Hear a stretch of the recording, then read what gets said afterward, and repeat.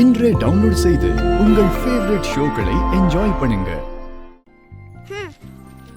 அம்மா, எனக்கு பசிக்குது.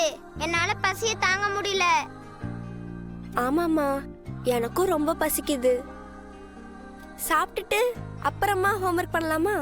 பாரதி, அதான் பசங்க பசிக்குதுன்னு சொல்றாங்கல்ல, முதல்ல பசங்களுக்கு சாப்பாட்டு கொடு. கரண்ட் வேற இல்ல. கரண்ட் வந்ததும் அப்புறமா ஹோம்வொர்க் பண்ணிக்கலாம். சரி, ஹோம்வொர்க்லாம் எடுத்து வைங்க, நான் போய் சாப்பாடு எடுத்துட்டு வரேன். ஐ, அட பாவி, அம்மா எப்படா சொல்லுவாங்கன்னு வெயிட் பண்ணிட்டு இருந்தியா? சரி, எடுத்து வை. அம்மா பசிக்குது, சீக்கிரமா எடுத்துட்டு வாமா. சரி, சீக்கிரமா எடுத்துட்டு வரேன். பா.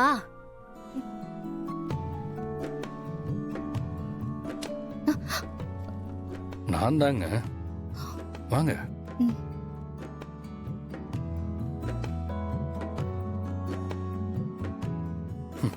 கரண்ட் இல்லைன்னா கூட பசங்களுக்கு பாடம் சொல்லி கொடுக்கறதெல்லாம் நிறுத்த மாட்டீங்க போல இருக்கே.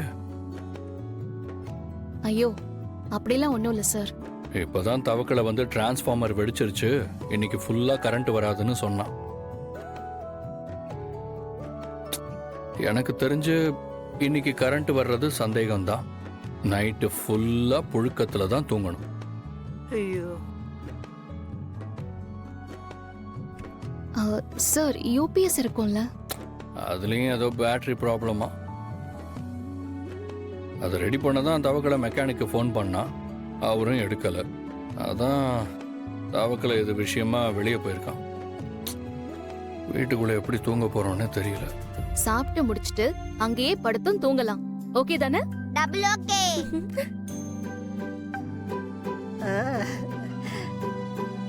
ஐயோ, என்ன இது? திடீர்னு எல்லாருமா சேர்ந்து மொட்டை மாடியில போய் படுத்து தூங்கலான்னு முடிவு பண்ணிட்டாங்க. என்ன பண்றது? அப்பா, நீங்களும் எங்க கூட மொட்டை மாடிக்கு வாங்கப்பா. எல்லாரும் அப்படியே ஜாலியா பேசிட்டு அப்படியே அங்கேயே தூங்கலாம். ஆமா, நீங்க தானே கரண்ட் வராதுன்னு சொன்னீங்க. உங்களுக்கும் இங்க தூங்க கஷ்டமா தானே இருக்கும். தம்பி, என்ன யோசிக்கிறீங்க? பசங்க சொல்ற மாதிரி நீங்களும் வாங்க. கரண்ட் இல்லாம உள்ளுக்குள்ள படுத்து தூங்குறது புழுக்கமா தானே இருக்கும். அப்படியே மேல போய் காத்தோட்டமா பேசிக்கிட்டு அப்படியே ஒரு நாள் வித்தியாசமா படுத்து தூங்க வேண்டியதானே. குழந்தைங்களும் நீங்க இருந்தா சந்தோஷப்படுவாங்க. சரி, ஓகே. அப்ப இன்னைக்கு எல்லாரும் சேர்ந்து மொட்டை மாடியில தூங்க போறோம். ஓகேவா? ஐ, ஜாலி ஜாலி ஜாலி.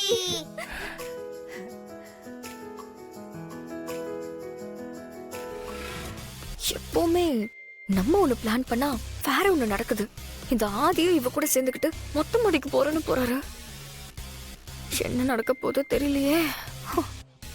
ஆஹா, எது எப்படி இருந்தாலும் இன்னைக்கு நான் நினைச்ச விஷயம் நடந்தே ஆகணும்.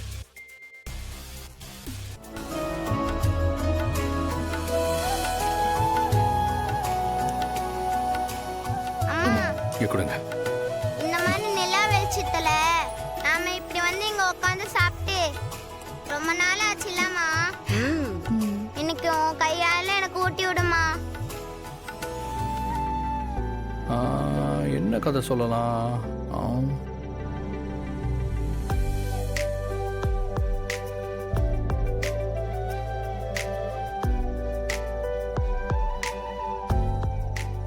டேய், இப்படி பார்த்தா எப்படிடா எனக்கு கதை வரும்?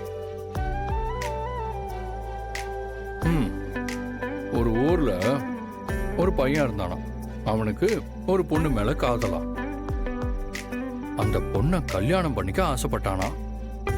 உடனே அந்த பொண்ணும் சம்மதம் சொல்லி அவனை கல்யாணம் பண்ணிக்கிச்சான். ஆனா என்ன ஆச்சுன்னு தெரியல. அந்த பையன் 5 வருஷமா அந்த பொண்ணை விட்டு பிரிஞ்சு போயிட்டான்.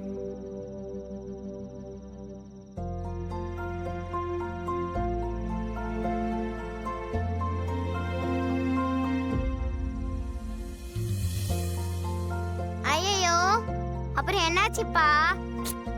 அவசர கொடுக்க சொல்றேன்டா. காதல் என்னன்னு யோசிக்கணும்ல.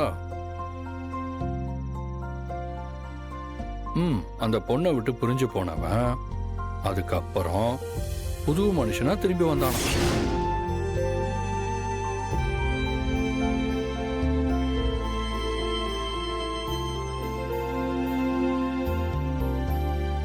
ஐயோ சொல்லுங்கப்பா, அப்புறம் என்னாச்சு?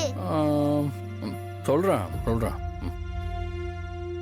அந்த பையனுக்கு அந்த பொண்ணை மறந்து போச்சான்.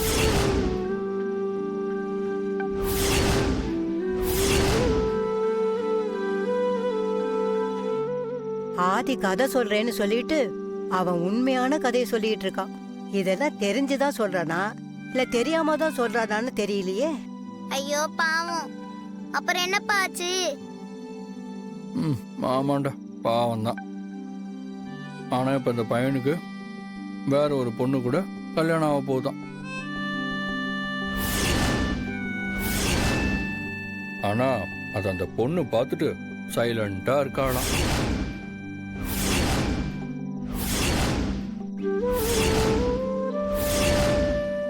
அச்சச்சோ அப்பா, அந்த பொண்ணு அந்த பையனுக்கு பழசுலாம் ஞாபகப்படுத்தலையா? எங்க அதுக்கு அவங்களாம் வாய்ப்பே இல்லை. ஆனா அந்த பையன் அந்த பொண்ணுக்காக தான் காத்துக்கிட்டு இருக்கானோ.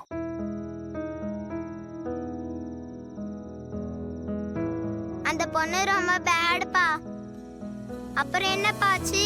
டேய் போட, இப்பயே எல்லாத்தையும் சொன்னா அந்த கிக்கு போயிடும்ல, இன்ட்ரெஸ்டாவே இருக்காதுல்ல. சரி சரி, நான் இன்னொரு நாள் மிச்ச கதையை சொல்றேன். சாப்பிடு சாப்பிடு. மித்ரா, மித்ரா, பாய் தலகாணி எல்லாம் எடுத்துக்கிட்டு எங்க போற? பாட்டி, இன்னைக்கு நைட் என்னமோ கரண்ட் வர மாதிரி தெரியல, ரூம்ல படுக்கவே முடியல.